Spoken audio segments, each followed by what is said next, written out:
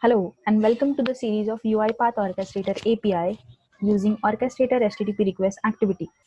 In the last video, we have seen that how we can create a queue. Also, we have seen that how we can get all the queue data available on our orchestrator by calling Orchestrator API. In this video, we're going to see how we can create the queue item and how we can add that queue item onto the specific queue by calling Orchestrator API. To access the Orchestrator API, we need an endpoint to call, right? So we will see how we can get the endpoint shortly. But before that, we need to do some configuration settings that I have shown you in my earlier video, which is a part 2 of this series.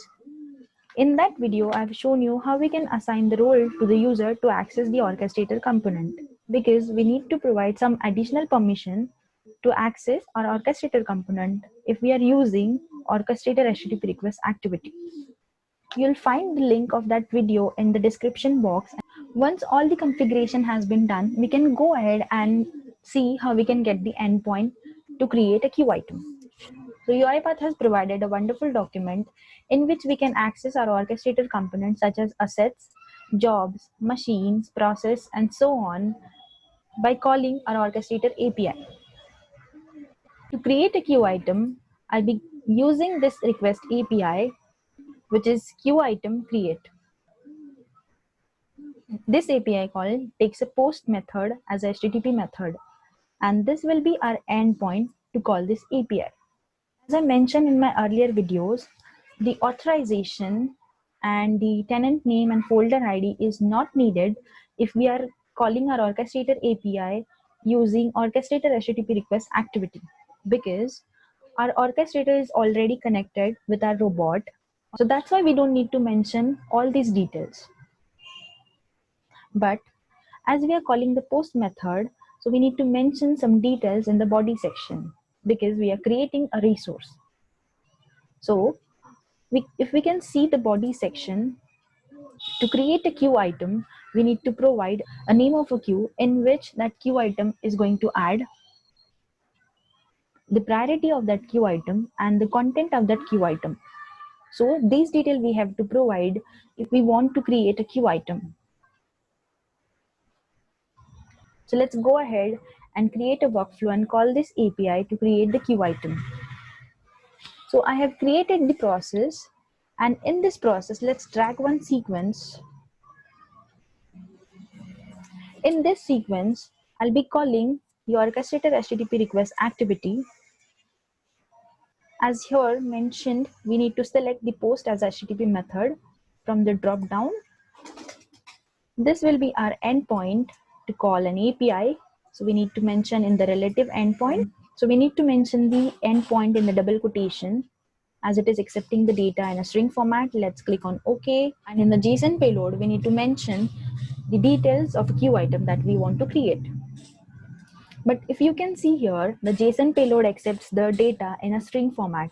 And in the body section, if we see, the data is available in a JSON format, which is a key value pair. So first of all, we need to convert this JSON data into the string format. So to convert that, let's copy into a notepad. To convert this JSON data into a string value, the first thing we need to do is we need to remove the double quotation from the key. So item data is the key, name is one of the key, priority is the key. So we need to remove all the double quotation from this key.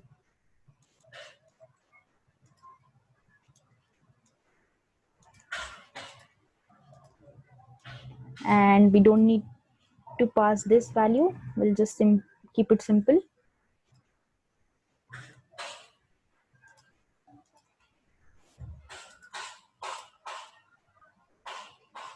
So we have removed all the double quotation from the key. Now, the second thing we need to do is we need to replace this double quotation with a single quotation for value. So this is the value.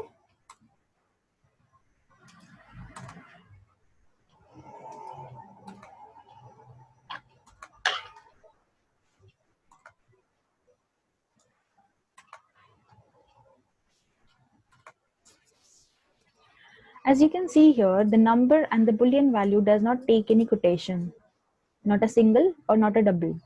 So we don't need to modify this data. And lastly, we need to remove all the line breakage from this, and we need to pass the data in a single line.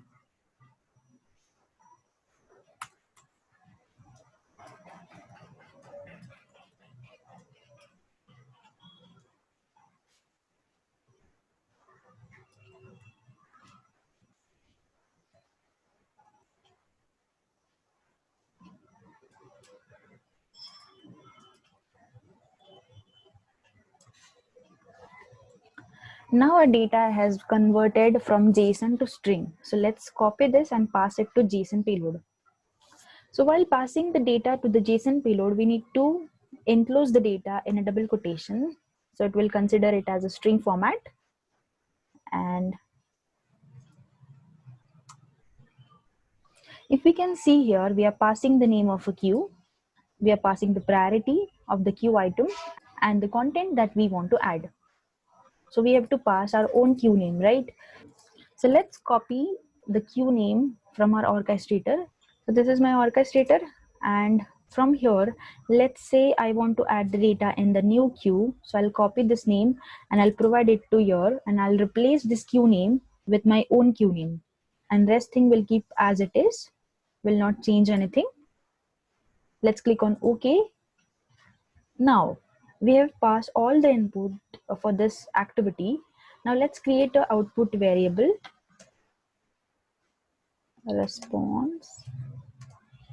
response data item will hold the JSON data after creating the queue item. To deserialize this JSON, we need deserialize JSON activity. So let's drag here. Let's pass our response data item to it, and let's create the JSON object. Let's say queue item data, and we'll simply print our queue item data to check.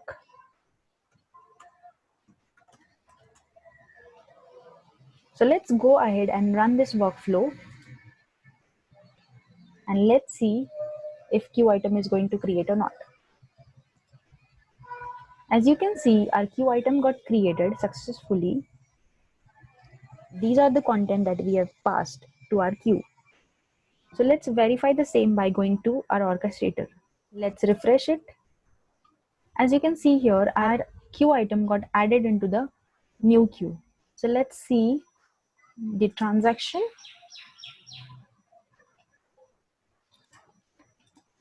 And this is our value that we have just added. This is how we can create a queue item, and we can add it onto the specific queue to our orchestrator.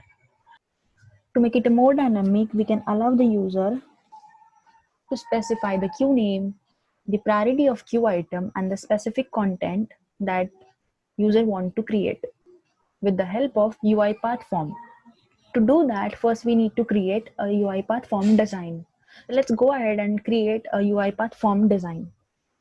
I'll simply drag one sequence, and before going to create a form design, we have to first add the dependencies for the UiPath form. So to do that, we have to go to manage package, all packages, and search form.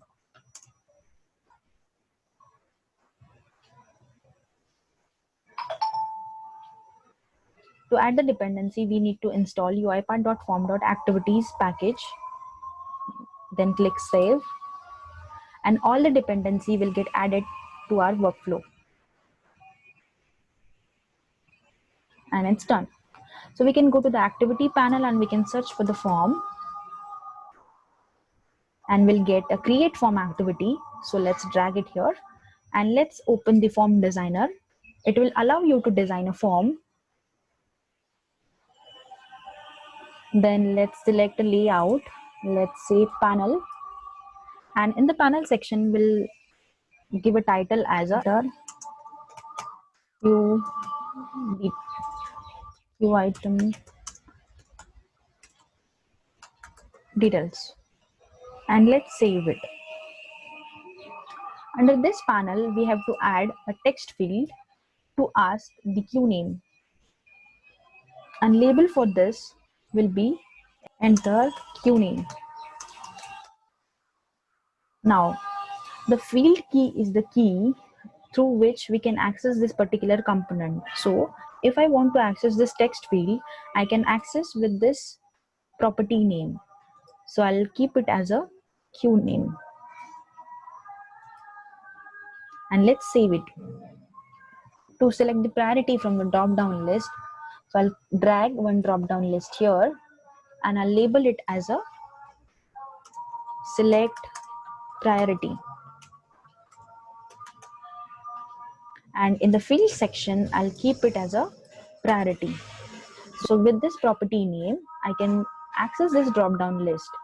And in the data section, I have to provide the value to this drop down. So there will be a 3 priority for the queue item, which is high, and value will be high. I want to add another label, which is normal, and value for this label is normal, then low, and the value is also low. So let's save it, and if we can select this drop down, you can see this 3 value reflecting here. Then I want to allow the user to enter the number of content, and accordingly it will show the text field to enter the data. So let's drag one drop down list here and label it as a enter number of content.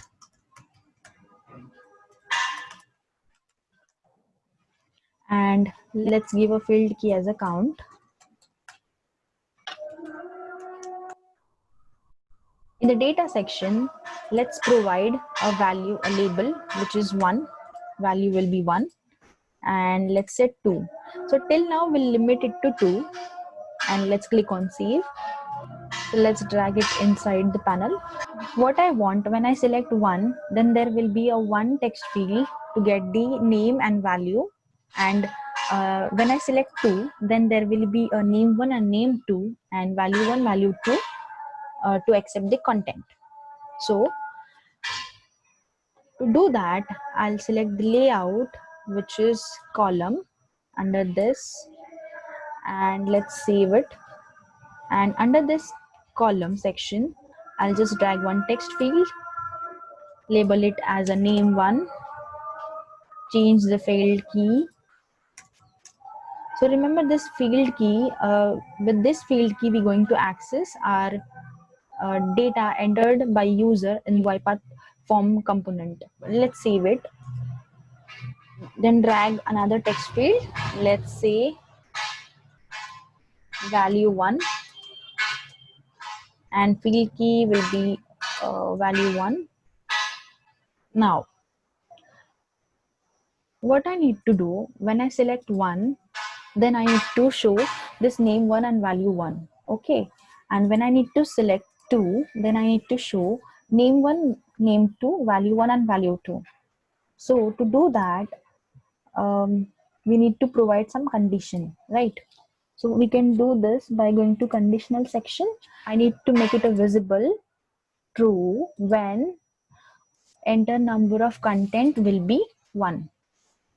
So similarly, we can provide the condition here, make it visible when number of content equal to 1. Again, I need some text field. Let's say name 1, name, the field key is name 1, and the condition is make it visible when enter number of content equal to 2.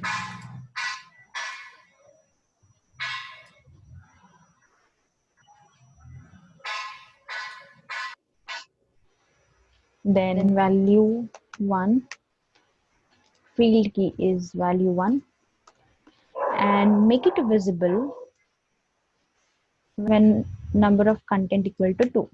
Let's save it. Again, I need one text field for name 2, then field key name 2, and condition is make it a visible, true, and enter the number of content equal to 2. And last one, value 2, field key is value 2, condition is number of content equal to 2. Let's preview the form design. So if you can see here, it is asking me to enter a QName. It is asking me to select the priority from the drop down. Then it will ask to select the number of content. So if we select 1, we can provide a content, 1 content. If we select 2, we can provide 2 content. Okay. So our form design is completed. So let's save it. Save it successfully. Let's close it. The form data that we have created, it has to be stored somewhere else, right? So that we can access that particular data. So that data is stored in the form field output data, and we need to create the data item to hold this data. So let's create JSON form data.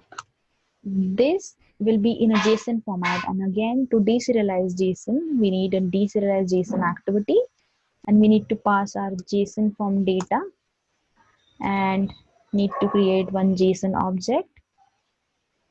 Let's say form data. So we can get all the details when user entered into the form in this form data. So let's simply print form data.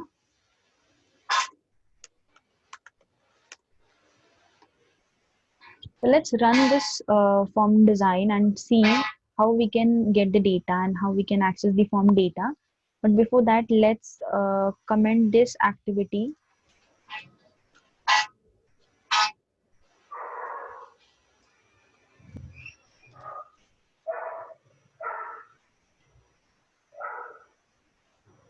So as you can see here, we got the form. It is asking me to enter some details. Let's say dummy queue. I want to add some dummy queue. Let's select the priority. Let's say normal, and I want to add one content, name, and Priyanka. Let's submit. And if you can see here, we got the data which we have just entered into the form, right? So we can access our form data with this with the help of this key. So now it's time to replace our hard-coded value, with the form data. But before that, we need to save this data into some data item, right? So to do that, we will drag one multiple assign activity here. Let's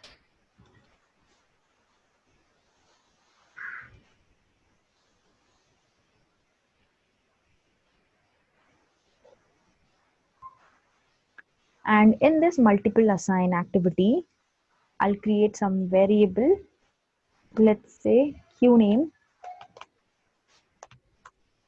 and I can pass the QName by accessing this QName. Okay, and to access that, I need to first access this JSON object, which is a form data of QName dot toString. Then to access a priority, I'll be accessing the select priority key. Okay, I'm copying this. Let's create a data item for a priority. And with the help of form data, our JSON object, I am accessing this priority. To store this content that user is entering, we need to create some variable which is name1, value1, and if user select the number of content equal to 2, then there will be a name1, name2, and value1, value2. So we need to create a data item, let's say name1, and value for that will be form data of name1 dot toString. Then again form data of name2 dot toString. Then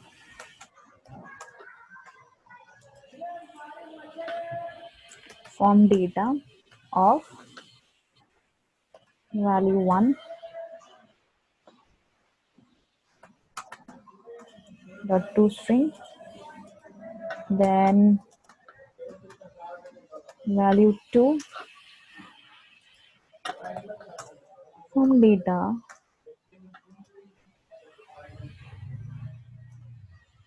value2.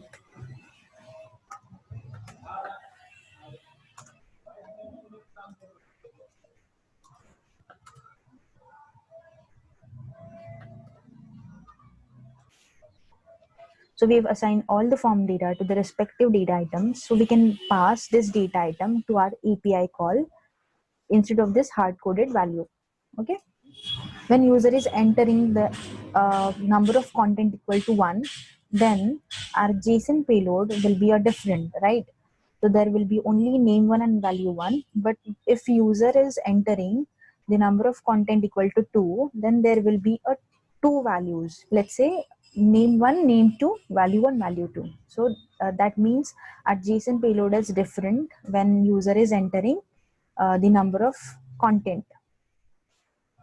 So to do that, I'll create one data item, which is a count that will hold the number of content count. Okay. So I'll quickly drag one as an activity here. Let's create one data item, say count, and it will hold form data of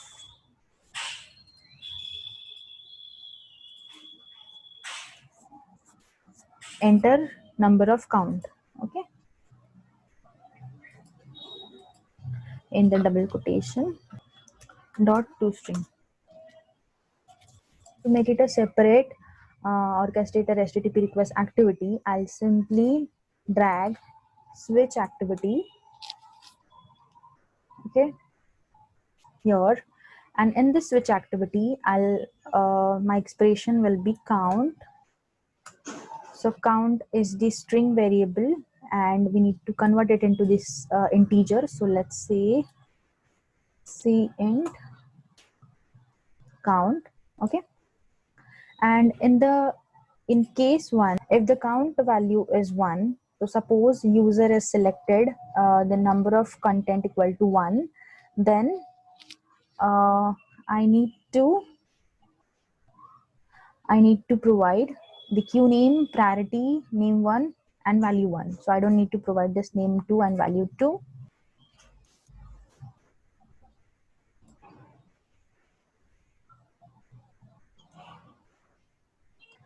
And inside this activity, sin payload will be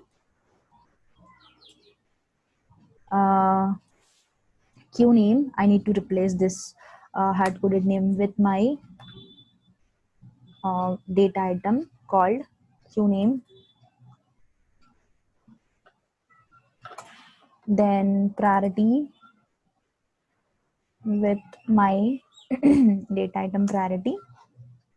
And in the content, I'll be passing only one content, that is, so I need to replace this with name1,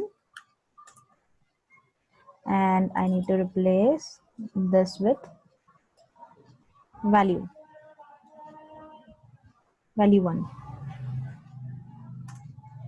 And done. Now for case 2, that means if user wants to add a two specific content, then let's drag one sequence and it will be like, yeah, so we need to provide name1, name2, value1, value2, and we can simply copy this activity and we can simply paste it here because it will be almost same. Only we need to add a name2 and value2. So we can simply copy till here and we can add a comma and paste it. So name 2, value 2. Let's click OK. And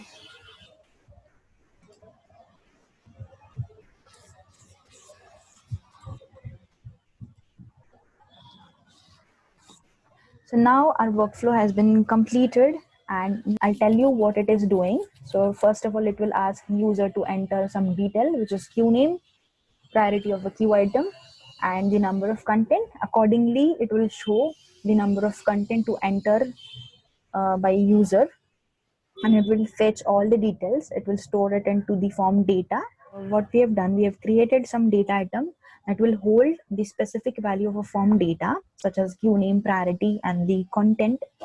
And accordingly, it will provide that data to our API call through this JSON payload. And this JSON payload will give this detail to our request API that will create the queue items and it will add to the specific queue. So let's go ahead and run the workflow. So I'll give my queue name. So we'll provide a queue name. Let's say new queue. Okay, new queue. And I'll select the priority as high and I'll select the number of content equal to 1. And the name one will be, let's say, employee ID. And value will be, suppose, 987. Let's submit. So our workflow has ended successfully. Let's go to the orchestrator and verify the same, that we have added the entry, whether it is reflecting over there or not.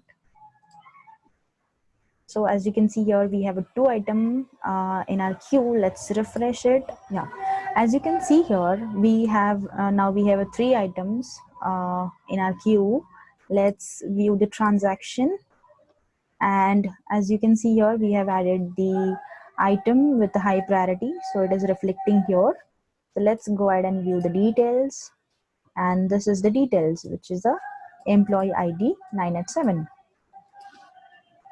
So you can add multiple content if you want. I have just limited to 2.